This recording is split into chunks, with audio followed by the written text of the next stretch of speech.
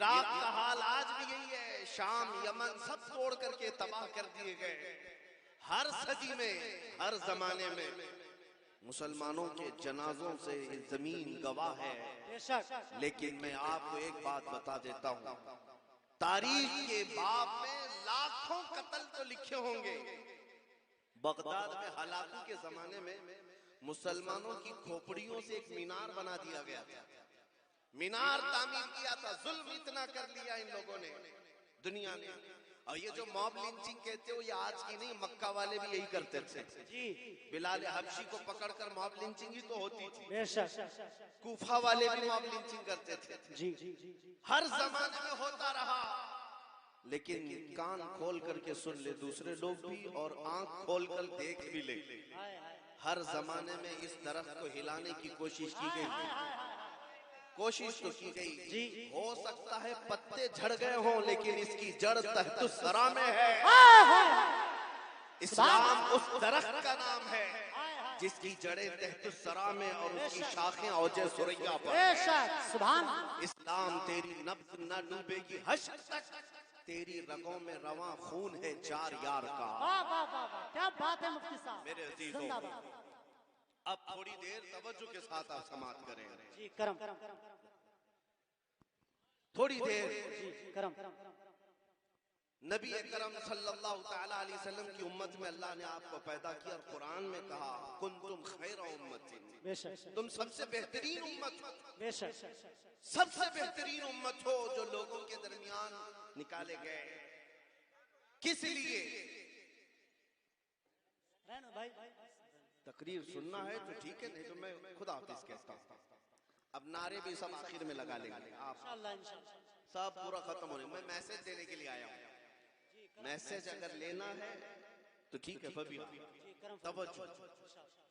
اللہ نے آپ کو فرمایا خیر امت ہو، تم سب سے بہترین امت ہو۔ کس لیے؟ تأمرون بالمعروف، تم اچھائیوں کا حکم دیتے ہو، تنہون عن المنکر، تم برائیوں سے روکتے ہو، وتؤمنون باللہ، اور غیب سے نہ دیکھے ہوئے اللہ پر ایمان لاتے ہو۔ یہ تمہاری صفات اللہ نے قرآن میں بیان کیا، تم سب سے بہترین امت ہو۔ لیکن کیا آج کے حالات میں بہترین امت کا خطاب تمہارے ساتھ ہے یا نہیں ہے؟ آج کے حالات میں کیا تم اچھائیوں کا حکم دے رہے ہو، برائیوں سے روک رہے ہو؟ بہت سارے معاملات یہاں آ کر پھنس گئے میرے عزیزوں۔ آج جو دنیا ہم سب کی طرف ٹارگٹ بنا کر دیکھ رہی ہے، اس کی کوئی تو وجہ ہوگی، کوئی تو وجہ ہوگی۔ ایک زمانہ ایسا تھا کہ اٹلی، ڈنمارک اور یورپ کے بڑے بڑے بادشاہوں کے بیٹے علماء اسلام کے پاس پڑھنے کے لیے آتے تھے اور فخر کرتے تھے کہ ہم نے علماء کے پاس تعلیم حاصل کی۔ غیر مسلموں کی بات کر رہا ہوں۔ اور آج تم امریکہ اور یورپ جا کر کے فخر کرتے ہو۔ دور اتنا کیوں بدل گیا؟ زمانہ ایسا کیوں ہو گیا؟ کوئی تو وجہ ہے میرے عزیزوں۔ وہ کون سی طاقت تھی جس کو لے کر 313 نہتے بدر میں اترے تھے، لیکن 1000 سے زیادہ فوج پر بھاری نظر آتے تھے؟ وہ کون سی طاقت تھی جو قیصر و کسریٰ کو دھول چٹا دیا تھا؟ وہ کون سی طاقت تھی جو صلاح الدین کو فاتح بیت المقدس بنایا تھا؟ وہ کون سی طاقت تھی جو خالد بن ولید کو 125 جنگوں میں ناک آؤٹ بغیر کسی شکست کے فتح عطا کیا تھا؟ کون سی طاقت تھی؟ کوئی تو طاقت تھی جس کو آج ہم کھوئے ہوئے ہیں۔ قرآن کہتا ہے النبی اولا بالمؤمنین من انفسہم۔ وہ طاقت یہ تھی کہ نبی مومنوں سے ان کی جان سے زیادہ قریب ہیں، اور مومن جب تک یہ احساس رکھیں گے کہ ہمارا سب کچھ ہمارا نبی ہے، اس وقت وہ طاقت ہماری واپس آ جائے گی۔ تم بہت دور نہیں رہتے بریلی سے میرے عزیزو، اگر بریلی کی پرچھائیاں تم پر نہیں پڑی تو پھر بڑے افسوس کی بات ہے۔ دنیا کے کونے کونے میں رہنے والے بریلی کی چھاؤں میں آج عشق مصطفیٰ میں جلا پا رہے ہیں، اور تم بریلی کے بہت قریب رہتے ہو تو بریلی کا میسج تو سنو۔ بریلی والے نے یہ میسج دیا تھا دہن میں زبان تمہارے لیے، یا رسول اللہ دہن میں زبان تمہارے لیے، بدن میں ہے جان تمہارے لیے، ہم آئے یہاں تمہارے لیے، یا رسول اللہ اٹھے بھی وہاں تمہارے لیے، ہمارا سب کچھ رسول اللہ کے لیے ہے. یہ تو 100 سال پہلے اعلیٰ حضرت نے ہمیں میسج دیا تھا. 100 سال کے بعد ہماری آنکھوں نے ان کے ایک جانشین کو دیکھا تاج الشریعہ کی شکل میں. آپ نے تو دیکھا ہوگا, قریب رہتے ہیں. تاج الشریعہ نے 100 سال کے بعد بھی ہمیں یہی میسج دیا, زندگی یہ نہیں ہے کسی کی کسی کے لیے, زندگی یہ نہیں ہے کسی کی کسی کے لیے, زندگی ہے نبی کی نبی کے لیے. اور نا سمجھ مرتے ہیں زندگی کے لیے. ارے جینا مرنا ہے سب کچھ نبی کے لیے. جس دن تمہارا یہ احساس ہو جائے گا میں جیوں گا میرے مصطفیٰ کے لیے جیوں گا, پھر تمہاری ساری عزتیں واپس آئیں گی. قرآن پر تمہارا یقین ہے یا نہیں بتاؤ؟ ہاتھ مت اٹھانا بس. ہم ہاتھ صرف ایک ہی بات پر اٹھاتے ہیں. ہاں, ہم ہاتھ وغیرہ چندہ دینے کے لیے اور مدینہ جانے کے لیے, مکہ جانے کے لیے نعت خواں حضرات تو اٹھواتے رہتے ہیں. ہم تو صرف اس بات پر ہاتھ اٹھواتے ہیں کہ کون ہے میرے نبی کی عزت پر اپنی گردن دیتا ہے. بس توجہ توجہ. بات یہ ہے کہ تمہارا قرآن پر عقیدہ ہے یا نہیں ہے؟ قرآن پر عقیدہ ہے. نبی پاک صلی اللہ تعالی علیہ وسلم سے ساری دنیا سے زیادہ تمہیں محبت ہے یا نہیں ہے؟ اگر یہ تمام چیزیں ہیں میرے عزیزو, قرآن پر عقیدہ ہے, حضور سے بے پناہ محبت ہے, تو آؤ قرآن کی سنو. قرآن کہتا ہے لا تہنوا ولا تحزنوا وانتم الاعلون. تم گھبراؤ مت, پریشان مت ہو, تم سب سے زیادہ کامیاب رہو گے, سب سے زیادہ. قرآن کی بات کر رہا ہوں, کسی اس کی نہیں. قرآن کہہ رہا ہے تم کامیاب ہو, تو کیا قرآن جھوٹا وعدہ کرے گا؟ قرآن نے جو وعدہ کیا ہے وہ سچا وعدہ ہے. تمہارا اگر یقین ہے تو قرآن سے پوچھو, اے قرآن تو کہہ رہا ہے ہم سب سے زیادہ کامیاب ہیں, تو کیا کامیابی اسی کا نام ہے کہ ہم در در کی ٹھوکریں کھا رہے ہیں؟ آج ہماری مسجدیں, ہمارے معبدیں, ہمارے خانقاہیں سب تباہ و برباد کی جا رہی ہیں. آج ہمارے حالات ایسے کہ روٹی کپڑے کے نام پر ہم محتاج نظر آ رہے ہیں. قرآن تو کہتا ہے تم کامیاب ہو, قرآن کہتا ہے تم کامیاب ہو. تو ہم نے قرآن سے پوچھا پھر کامیابی کسے کہتے ہیں؟ قرآن نے کہا آگے کی بات پڑھ لے, ان کنتم مؤمنین, اگر تم ایمان والے ہو. پھر ہم نے پوچھا ایمان کسے کہتے ہیں؟ ایمان کسے کہتے ہیں؟ تو مولانا صاحب سے پوچھنے کی بجائے خود رسول اللہ سے پوچھتے ایمان کسے کہتے ہیں. نبی پاک فرماتے ہیں لا یؤمن احدکم حتی اکون احب الیہ من والدہ وولدہ والناس اجمعین. تم میں سے اس وقت تک کوئی کامل ایمان والا نہیں ہو سکتا جب تک وہ اپنی اولاد, اپنے ماں باپ اور ساری دنیا سے زیادہ مجھ سے محبت نہ کرے. یہ ہے ایمان. جب تمہارے اندر یہ بات آ جائے گی کہ کثرت سے میرے آقا سے محبت کرتے ہو, تو پھر قرآن کا جو وعدہ ہے تم سب سے زیادہ کامیاب رہو, سب سے زیادہ کامیاب رہو. ڈرو مت, گھبراؤ مت, تمہارے پاس بہت بڑی دولت ہے میرے مصطفیٰ کی محبت کی دولت. بس اس چنگاری کو تھوڑا شعلہ بنانے کی بات. بس میں نا امید نہیں ہوں. اس والے کا یو کو بالکل بند کر دو, یو کو بند کر دو اس والے. ہاں, میں صرف اور صرف آپ تمامی حضرات کو یہ بات بتانا چاہتا ہوں کہ نبی پاک صلی اللہ تعالی علیہ وسلم سے اگر جان سے زیادہ محبت ہو جائے تو قرآن کا جو وعدہ ہے وہ کامیابی کا وہ وعدہ بالکل برحق ہے. کیونکہ قرآن نے جب وعدہ کیا تھا صحابہ نے وہ وعدہ دیکھا ہے. وہ بغیر چپل کے آئے تھے بدر میں, بغیر ساز و سامان اور بغیر تلواروں کے آئے تھے. ایک صحابی حضرت سہیل کہتے ہیں ہمارے پاس تو ایسی تلواریں تھی جس سے سبزی بھی نہیں کٹ پاتی تھی. لیکن بدر کے میدان میں ایک صحابی حضرت عکاشہ کہتے ہیں میرے پاس تو کچھ بھی نہیں تھا بس سوائے میرے مصطفیٰ کی محبت کے. آیا میدان میں, کہا یا رسول اللہ میں بھی میدان میں اترتا ہوں, میرے پاس کچھ ساز و سامان ہتھیار نہیں. حضور پاک نے فرمایا کوئی لکڑی پڑی تو لاؤ. وہ کہتے ہیں کھجور کے تنے کی ایک سوکھی ہوئی لکڑی میرے ہاتھ میں آئی, میں نبی پاک کے پاس دیا. حضور پاک نے اپنا ہاتھ اس لکڑی پر پھیرا اور کہا جاؤ اسی سے لڑو. حضرت عکاشہ کہتے ہیں وہ سوکھی لکڑی لے کر میں میدان میں اترا, اسی سے کئی کافروں کو مارا تھا. وہ تلوار سے زیادہ اثر کرتی تھی۔ میرے عزیزو، یہ مدد جو صحابہ کو آئی تھی وہ عشق مصطفیٰ کی بدولت، ان کا یقین تھا رسول اللہ کی ذات پر کہ ہم نبی کے پیچھے ہیں، اترنا ہمارا کام ہے، فتح دینا مولا کی شان ہے، رب تعالیٰ کی شان ہے۔ اسی لیے آپ کو پتا ہے جب عراق فتح ہوا 300 صحابہ تھے سعد ابن ابی وقاص کے ساتھ۔